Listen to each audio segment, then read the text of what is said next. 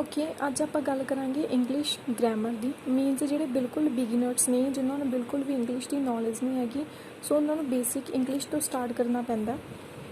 अज आप basic English की गल करांगे।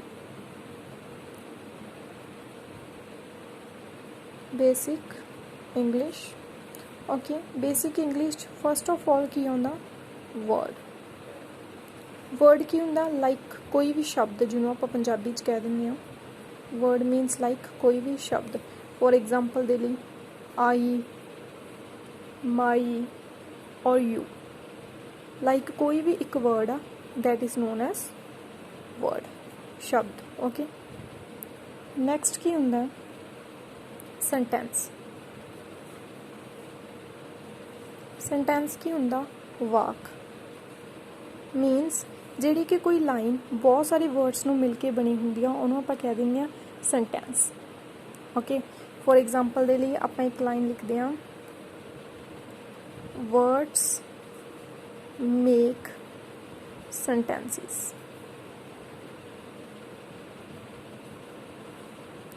हुण इहदे विच की आ जदों तां एक शब्द हुंदा उहनूं आपां वर्ड कह दिंदे आ। हुण एक लाइन दे विच किन्ने सारे शब्द ने सो एक ही बन गया वाक मीनस सेंटेंस। उस तो नैक्सट की हुंदा पैराग्राफ। पैराग्राफ की हुंदा मीनस कोई पैरा जिद्दां वर्ड दे विच शब्द दे विच एक वर्ड सी सेंटेंस दे विच वर्ड्स नूं मिला के सेंटेंस बन गए वाक बन गए।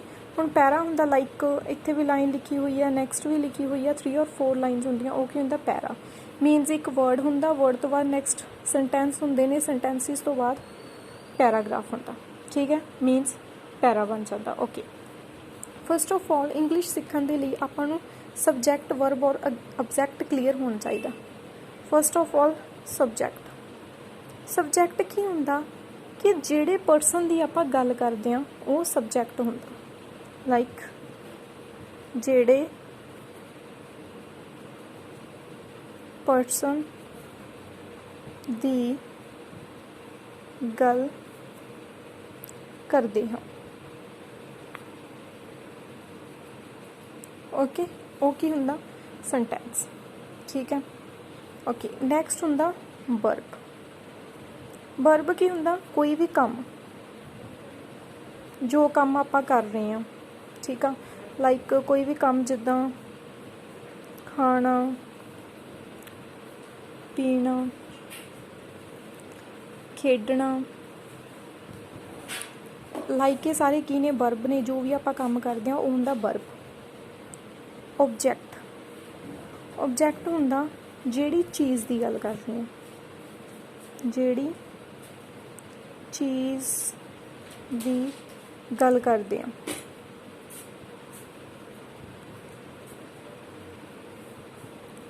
मीनस कोई भी सेंटेंस हुंदा वो आ वालियां 3 पार्ट्स नूं मिल के बनदा like subject plus verb plus object okay. For example दे लई आपां पंजाबी च एक सेंटेंस लिखते हैं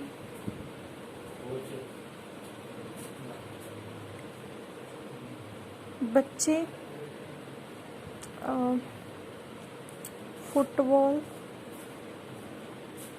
खेडते हैं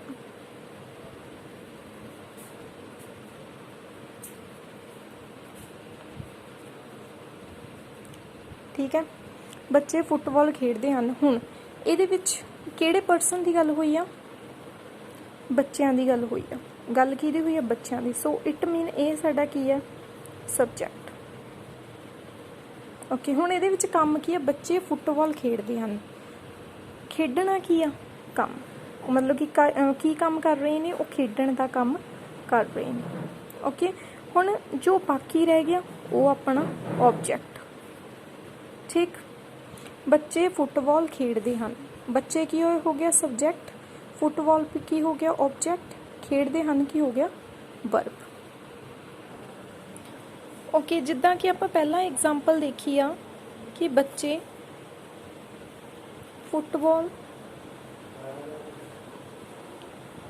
फुटबॉल खेडते हैं ਸੋ ਇਹਦੇ ਵਿੱਚ ਹੁਣ ਜੇ ਆਪਾਂ ਦੇਖੀਏ ਆਪਣਾ ਸਬਜੈਕਟ ਪਹਿਲਾਂ ਆਇਆ, ਦੈਨ ਕੀ ਆਇਆ ਆਪਣੇ ਕੋਲ, ऑब्जेक्ट आया, फिर अपने कोल की वर्ब आया।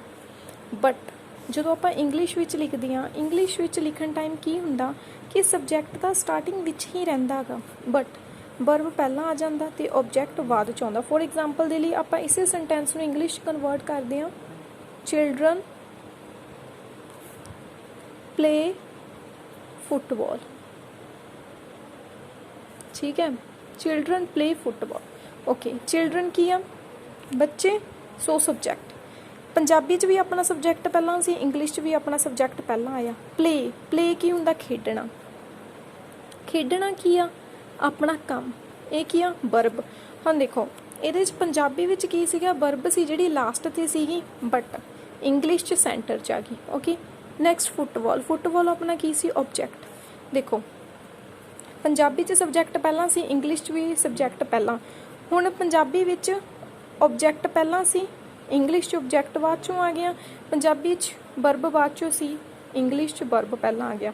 ਸੋ ਪੰਜਾਬੀ 'ਚ ਜਿਹੜੀ ਚੀਜ਼ ਸਟਾਰਟਿੰਗ 'ਚ ਹੁੰਦੀ ਆ, ਇੰਗਲਿਸ਼ 'ਚ ਵੀ ਉਹ ਸਟਾਰਟਿੰਗ 'ਚ ਹੀ ਰਹਿੰਦੀ ਆ, ਬਟ ਪੰਜਾਬੀ 'ਚ ਜਿਹੜੀ ਚੀਜ਼ ਸੈਂਟਰ 'ਤੇ ਹੁੰਦੀ ਆ ਉਹ ਲਾਸਟ ਵਿੱਚ ਆ ਜਾਂਦੀ ਹੈ, ਐਂਡ ਜਿਹੜੀ ਲਾਸਟ 'ਤੇ ਹੁੰਦੀ ਆ ਉਹ ਸੈਂਟਰ ਵਿੱਚ ਆ ਜਾਂਦੀ ਹੈ। ਸੋ ਇਸ ਤਰ੍ਹਾਂ ਆਪਣਾ 3 ਵਰਡਸ ਨੂੰ ਮਿਲ ਕੇ, ਲਾਈਕ ਸਬਜੈਕਟ, ਵਰਬ, ਆਬਜੈਕਟ ਨੂੰ ਮਿਲ ਕੇ ਆਪਣਾ ਇੱਕ ਸੈਂਟੈਂਸ ਬਣਦਾ। ਓਕੇ, ਉਸ ਤੋਂ ਬਾਅਦ ਆਪਣੇ ਕੋਲ ਆਉਂਦੇ ਨੇ ਵੋਵਲਸ। ਵੋਵਲਸ